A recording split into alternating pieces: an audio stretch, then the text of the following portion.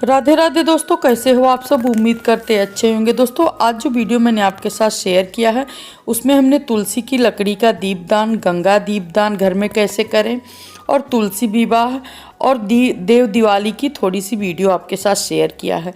तो सबसे पहले हमने सुबह उठ के तुलसी विवाह के दिन सबसे पहले हमने पूरे घर की सफाई की।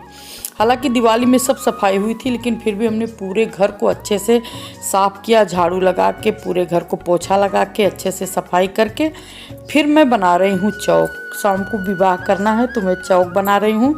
तो हमने आटे का और हल्दी को मिला के चौक बनाया है। ऐसे तो बहुत सारे तरीके के बनते हैं, रंगोली भी बनती है, चावल के आटा का भिगो के पीस के उसका बनाया जाता है, लेकिन हमने सिंपल सा बनाया है। ये बहुत ही पवित्र है। जब भी आप देखते होंगे सत्यनारायण की कथा होती है तो उसमें इसी तरह से बनाया जाता है। तो हमने चौक बना के उसके ऊपर हमने चौकी रख दी है और फिर हमने आसन लगाया है।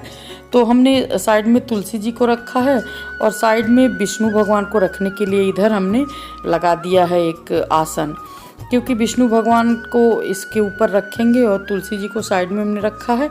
तो इसमें हम थोड़ा सा पीछे से टेक लगाने के लिए एक मिट्टी का बर्तन था, उसको हमने लगा दिया है और पीले रंग का कपड़ा ऊपर से इनको हमने उड़ा दिया है। आप शालिग्राम के किसी भी रूप को ले सकते हैं तुलसी विवाह कराने के लिए, जो भी आपके पास उपलब्ध हो। उसके बाद हमने चौकी पर बना दिया है स्वास्तिक। दोनों साइड से हमने दोनों तरफ बना दिया है और कुमकुम से स्वास्तिक बना दिया है।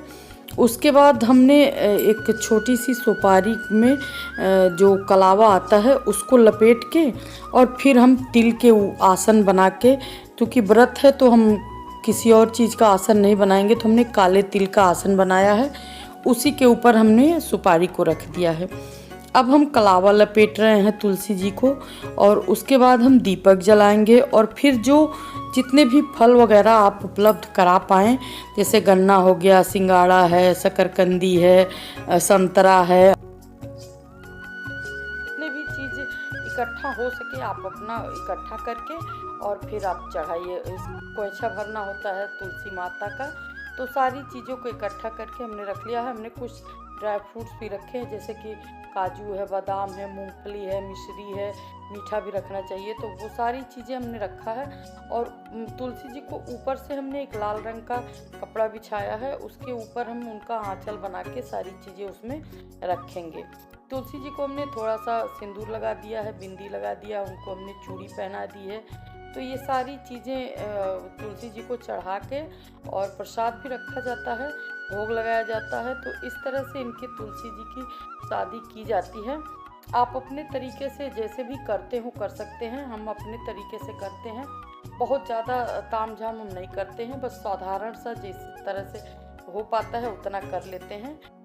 उसके बाद हम किताब से चालीसा पढ़ते हैं, विष्णु भगवान का चालीसा, उनकी आरती की जाती है, तुलसी माता की आरती की जाती है और अपने हिसाब से जो बन पड़ता है करने के बाद क्षमा याचना कर लेते हैं कि जो भूल चूक हो माता जी उसका माफ़ करिएगा और हमारे घर में धन संपदा बनाए रखिएगा, बाल बच्चों को अच्छे से रखिएगा। यही सब मनोकामना अपनी पूरी करिएगा और यही सब करके और उसके बाद पूजा पाठ करके और आरती वगैरह कर लेते हैं। और अब हम बताते हैं आपको कि हम गंगा दीपदान कैसे करते। तो सबसे पहले गंगा स्नान करना होता, तो बाल्टी में हमने पहले गंगा जी को डाल दिया है, उसके बाद हमने पानी भर के उसमें स्नान किया है।